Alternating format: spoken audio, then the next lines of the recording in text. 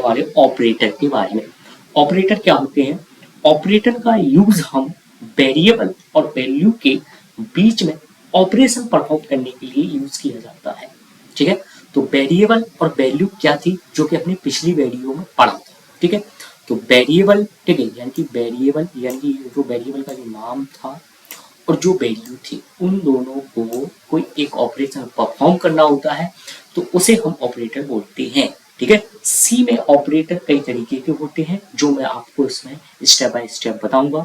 ठीक है, पहला होता है अर्थमेटिक ऑपरेटर जो कि कॉमनली यूज होता है और जिसे आप अच्छी तरीके से जानते भी। ठीक है, जैसे कि हमारा प्लस ऑपरेटर, जैसे कि ठीक है, जिसे बोलते हैं एडिशन ऑपरेटर। ठीक है, जैसे प्लस, ठीक है, जिसे एडिशन ऑपरेटर, इसका आप सिंपल भाषा में जानते हैं। एडिशन का यूज हम दो वैल्यू को ऐड करने यानी कि करने के लिए किया जाता है। उसी तरीके से हमारा सब्ट्रैक्शन होता है, मल्टीप्लिकेशन होता है। ठीक है, तो ये किस कैटेगरी के ऑपरेटर में आते हैं? अर्थमेटिक ऑपरेटर में। ठीक है, तो एडिशन हुआ, सब्ट्रैक्शन हुआ, थर्ड कौन सा? मल्टीप्लिकेशन हुआ, डिवीजन हुआ। ठीक है, ये कौन सा ऑपरेटर है? Division operator. ठीक है, अगला है मॉड्यूलस। ठीक है, मॉड्यूलस ऑपरेटर का क्या काम है?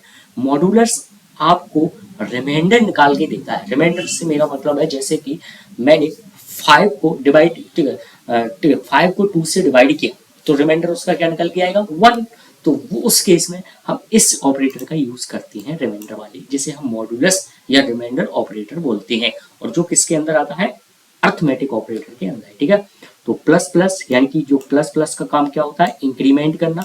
इंक्रीमेंट से क्या मतलब है? जैसे कि कहीं पे 2 लिखा और उसके पीछे प्लस प्लस लिख दिया तो इसका मतलब क्या हो जाएगा? 1 इंक्रीमेंट हो जाएगा उसमें। सो 2 से क्या इंक्रीमेंट, यानी कि 1 इंक्रीमेंट होगा तो कितनी वैल्यू बन जाएगी? 3। ठीक है, जैसे कहीं पे 3 लिखा तो 3 प्लस प्लस लिख दिया, यदि इस ऑपरेटर को यूज किया तो आउटपुट क्या आना चाहिए? 4।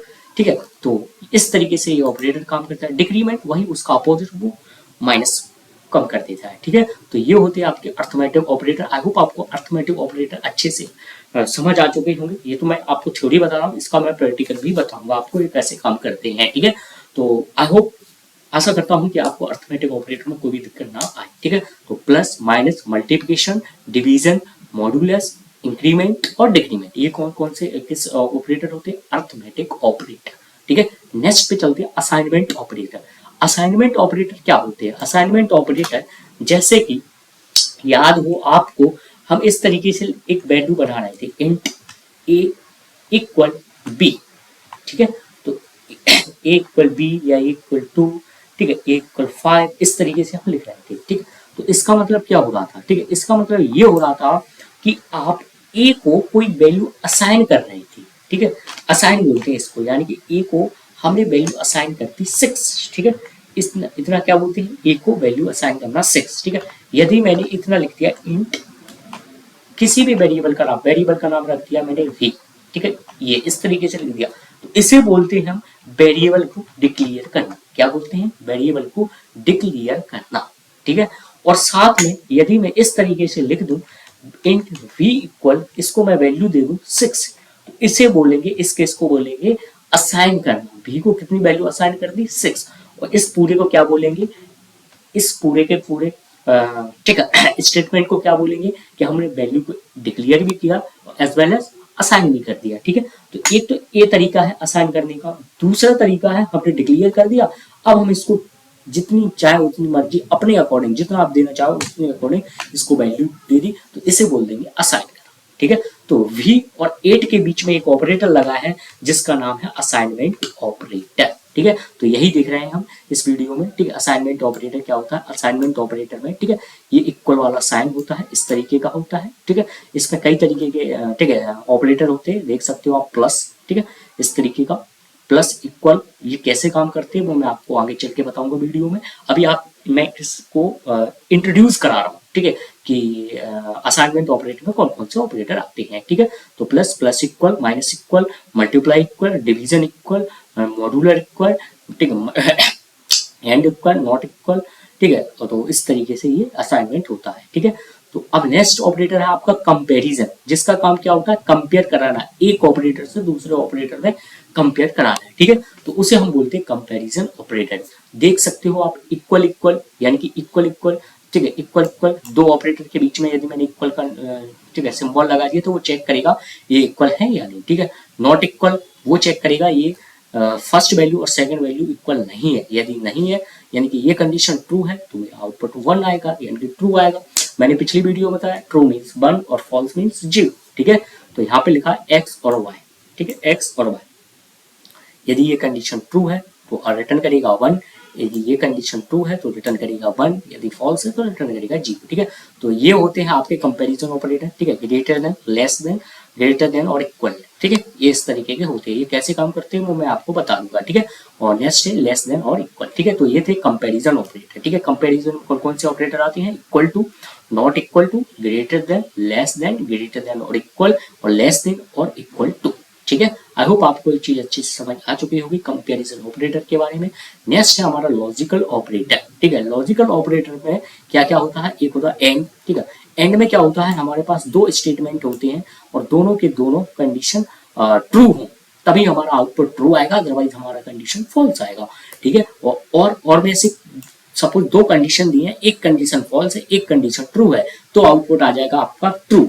यदि दोनों की दोनों कंडीशन फॉल्स है तब आउटपुट आएगा आपका फॉल्स, अदरवाइज आपका आउटपुट आएगा ट्रू। यानी कि एंड में दोनों की दोनों स्टेटमेंट ट्रू होनी चाहिए और में कोई भी स्टेटमेंट ट्रू नॉट उसका अपोजिट हो जाता है। नॉट जैसे कि सपोज मान लीजिए तो हमारा आउटपुट ट्रू आ रहा है और मैं यदि नॉट ऑपरेटर का यूज कर दूंगा तो उसका आउटपुट क्या हो जाएगा? फॉल्स हो जाएगा, क्योंकि ये आपको देता है। ठीक है, अब आता है कंडीशन। ठीक है, तो ये होते हैं आपके ऑपरेटर। ठीक है, लॉजिकल ऑपरेटर, ठीक है, कंपैरिजन ऑपरेटर, ठीक है, असाइनमेंट ऑपरेटर और अर्थमेटिक ऑपरेटर। ठीक है, तो ये थे सी के ऑपरेटर। ठीक है, जिन्हें मैं प्रैक्टिकल करके आपको बता रहा हूँ। ठीक है, तो चलते हैं अपने टर्मिनल पे। ठीक है,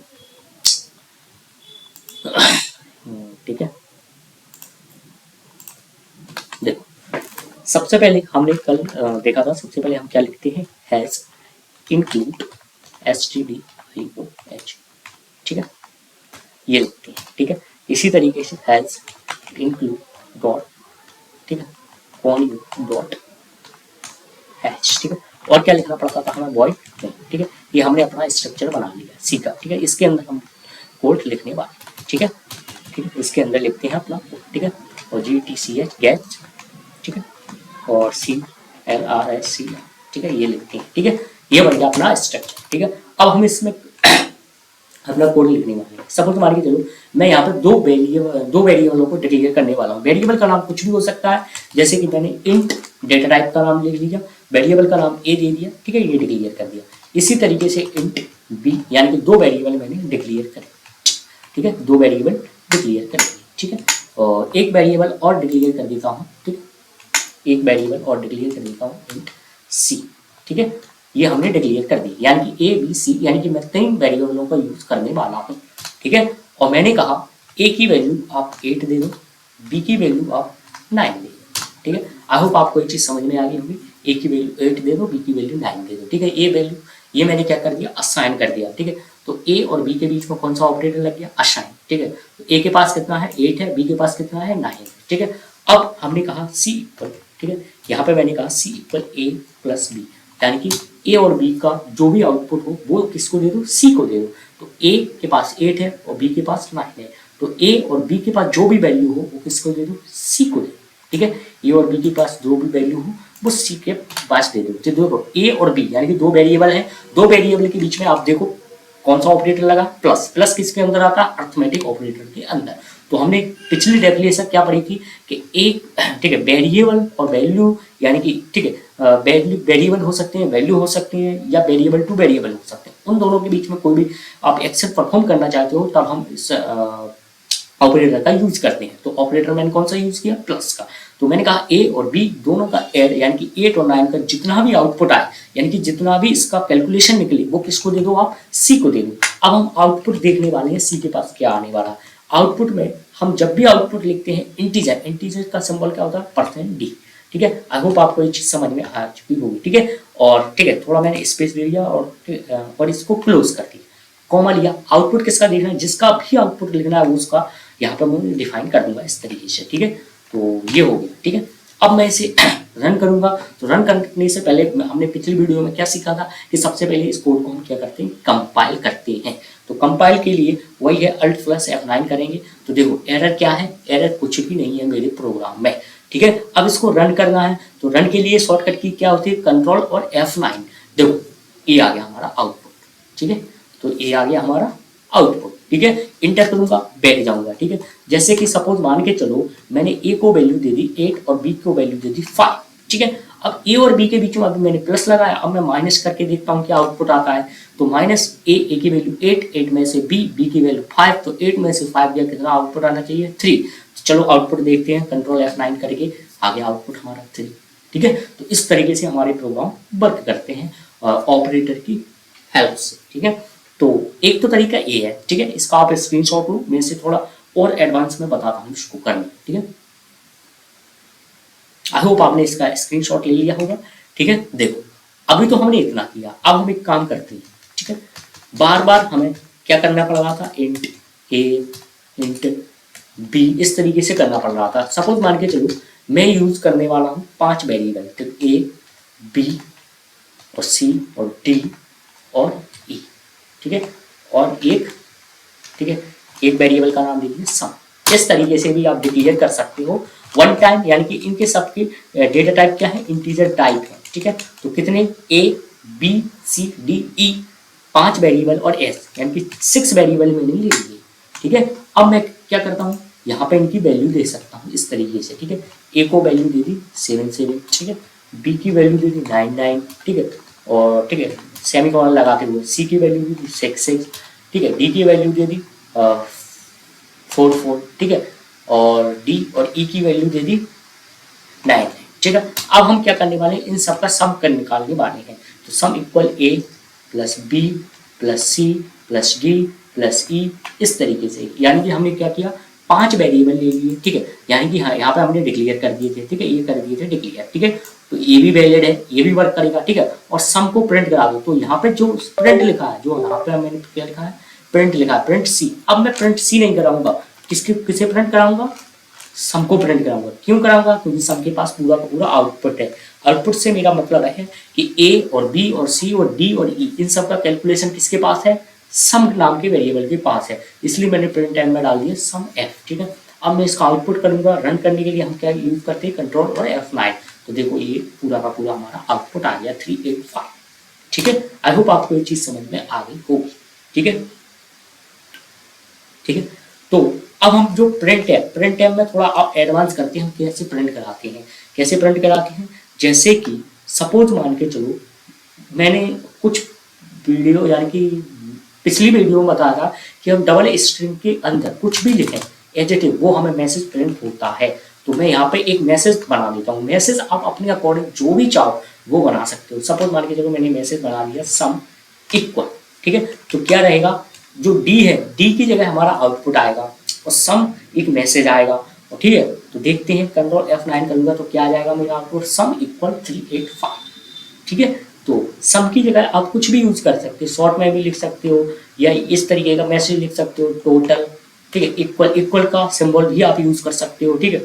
अब मैं करूंगा तो देखो टोटल इक्वल 385, ठीक है। तो इस तरीके से हमारे अर्थमेटिक ऑपरेटर काम करते हैं। तो ये थे अर्थमेटिक ऑपरेटर। आप मल्टीप्लाई का यूज कर सकते हो, माइनस का यूज कर सकते हो, ठीक है। तो एक ऑपरेटर और था जो मैंने आपको बताया, मॉडुलस, ठीक है, जो रिमाइंडर निकालता है। वो कैसे काम करता है वो भी मैं आपको बता देता हूँ, ठीक है। वो ऐसे बताऊंगा, ठीक है। इन सबको मैं हटा रहा हूँ, आप स्क्रीनशॉट ले लो, ठीक, चलो, ठीक है। देखो एक, ठीक है, एक ये तरीका है डिक्लेयर करने का, इंट ए इक्वल 7, ठीक है, इंट बी इक्वल 9, ठीक है। एक ये भी तरीका है, इस तरीके से भी आप काम कर सकते हो, ठीक है। आपके ऊपर डिपेंड करता है आप किस तरीके से यूज कर रहे हो, ठीक है। तो ये तरीका है, ठीक है। तो हमने क्या किया, एक इंट सी इक्वल, ठीक है, बी को डिवाइड करो, ठीक है, डिवाइड वाला सिंबल लगाया, ए सी, ठीक है। और जो भी आउटपुट हो वो किसको दे दो, सी को। तो अब मैं यहाँ पर प्रिंट टाइम में क्या डालूंगा, सी को, ताकि सम को। प्रिंट टाइम में क्या डालूंगा, सी को, ठीक है। और यहाँ पर टोटल की जगह आप कुछ भी मैसेज लिख दो, मैंने लिख दिया आंसर इक्वल, ठीक है। तो आउटपुट आप देख सकते हो क्या आ गया, 1। क्यों आया, ठीक है, क्यों आया, क्योंकि ए के पास 7 है और बी के पास 9 है। तो 7 को 9 से डिवाइड करेगा तो ओनली 1 टाइम जाएगा, ठीक है। तो चाहो तो आप इसको फ्लोट वैल्यू, फ्लोट टाइप का डेटा टाइप ले सकते हो, ठीक है, FLOAT, ठीक है, फ्लोट टाइप का। जब आपने फ्लोट टाइप का सी लिया तो आपको फ्लोट की डी की जगह क्या आ जाएगा, एफ, क्योंकि फ्लोट का सिंबल क्या होता है, एफ, ठीक है, और इंट का सिंबल होता है डी, ठीक है। तो अब देखो ये आउटपुट कैसा आएगा, अब आउटपुट हमारा जाएगा पॉइंट वैल्यू में, ठीक है, ये आ गया आंसर 1.00, ठीक है। तो ये है, ठीक है। अब एक काम करता हूँ, मैं इसकी वैल्यू को चेंज करता हूँ। वैल्यू को चेंज करने से मेरा मतलब है, जैसे कि ए की वैल्यू दे दी मैंने 5, ठीक है, और बी की वैल्यू दे दी 2, ठीक है। और एक काम करता हूँ, इसकी वैल्यू को थोड़ा और बढ़ा देता हूँ, ये दे दी 50, ठीक है। और हमने यहाँ पे सिंबल चेंज किया, ए रिमाइंडर बी, तो इसका क्या मतलब हुआ, ए की वैल्यू 50, बी की वैल्यू है 2 का डिवाइड करो 15 से, और जो भी रिमाइंडर हो, क्योंकि मॉड्यूलेटर क्या निकालता है, रिमाइंडर निकालता है, और रिमाइंडर किसको दे दो, सी को। तो देखते हैं सी क्या आउटपुट निकाल के देता है अपन को, ठीक है। तो कंट्रोल F9 करेंगे तो सी का आउटपुट देख सकते हो 1.00, ठीक है, यानी कि रिमाइंडर आ गया 1 में, ठीक है। तो यहाँ पे जो भी रिमाइंडर आएगा वो फ्लोट की जगह मैं यूज कर दूंगा इंट का, ठीक है। आप फ्लोट भी यूज कर सकते हो, फ्लोट यूज करोगे तो पॉइंट में वैल्यू आएगी, और इंट यूज करोगे तो इंटीजर वैल्यू आएगी, यानी कि विदाउट पॉइंट की, ठीक है। तो कंट्रोल F9 करूंगा तो आउटपुट कितना आ गया, 1, ठीक है। तो इस तरीके से होता है, ठीक है। तो ये था मॉड्यूलेटर का, ठीक है। और डिवाइड का आप देख सकते हो कंट्रोल F9 में 2, 7 टाइम जाएगा, ठीक है, 7 टाइम जाएगा, यानी कि 1 क्या बच रहा था, रिमाइंडर बच रहा था। रिमाइंडर यानी कि इसके लिए ये वाला यूज करते थे कि रिमाइंडर निकालता है, और इसकी जगह मैंने मल्टीप्लाई वो, ठीक है, डिवीजन वाला लगा दिया तो ये क्या निकालेगा, डिवाइड निकालेगा, ठीक है। और इसकी जगह, ठीक है, दूसरा ऑपरेटर यानी कि अरिथमेटिक ऑपरेटर, एक कौन सा पढ़ा था हमने, मल्टीप्लिकेशन, ये यूज करूंगा तो ये मल्टीप्लाई करके आउटपुट दे देगा वो आंसर, थैंक यू, ठीक है। तो आई होप आपको चीज में समझ में आ गई होगी कि अरिथमेटिक ऑपरेटर किस तरीके से काम करते हैं, ठीक है। तो अरिथमेटिक ऑपरेटर इस तरीके से काम करते हैं, और भी ऑपरेटर हैं जो हम आगे चल के ठीक है, जो भी वीडियो आएंगे उनके अकॉर्डिंग मैं आपको आगे चल के बताना चाहूँगा, ठीक है। तो ये तो एक सिंपल था, आपको एक होमवर्क है कि आपको 5 सब्जेक्ट के मार्क लेने हैं, कोई भी, जैसे कि हिंदी, इंग्लिश, जो भी आपके सब्जेक्ट हो, उन 5 सब्जेक्टों के मार्क लेना, ठीक है, उनको वैल्यू देना, उनका टोटल निकालना है आपको, और एवरेज निकालना है, ठीक है।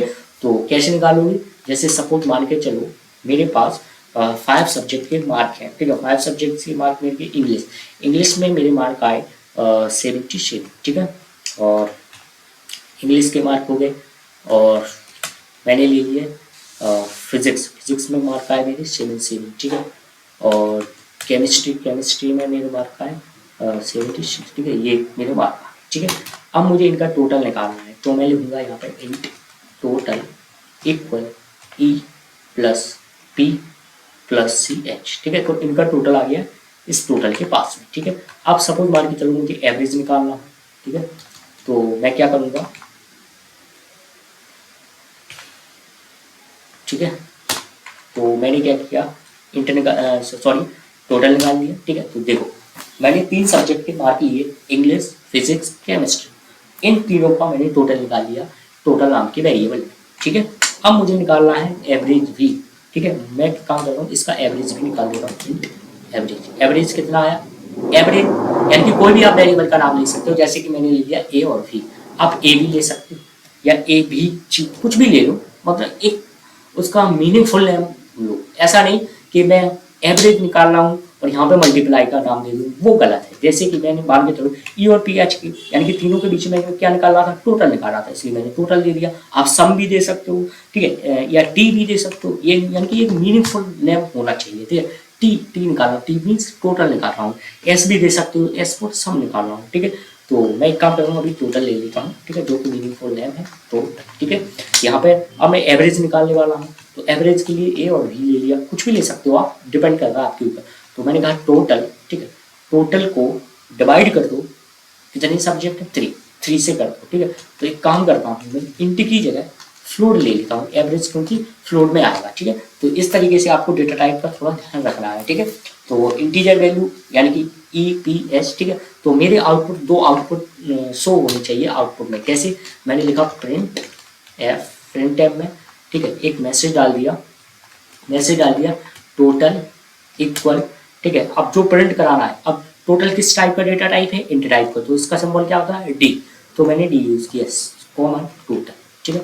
टोटल, ठीक है। तो इससे अपना टोटल निकल आएगा, ठीक है। उसी तरीके से मुझे एवरेज का भी आउटपुट निकालना है, तो इसके लिए भी आप यूज कर लो प्रिंटफ ए भी आर कुछ भी लिख दो आप, मैंने एवरेज एक मैसेज लिख दिया, ठीक है। अब ए भी यानी कि जो ए भी है इसका फ्लोट का सिंबल क्या होता है, परसेंट एफ। यदि आपने डेटा एफ के बारे में अच्छे से पढ़ा है तो आपको समझ आ रहे होंगे कि ये मैं परसेंट एफ का क्यों यूज कर रहा हूँ, ठीक है। और इसका मैंने निकनेम यानी कि जिसका वेरिएबल का नाम कह दिया ए और बी, ठीक है। तो इस तरीके से मैंने सेमीकोलन लगाया, कंट्रोल, ठीक है। अल्ट F9 किया, कोई भी एरर नहीं है।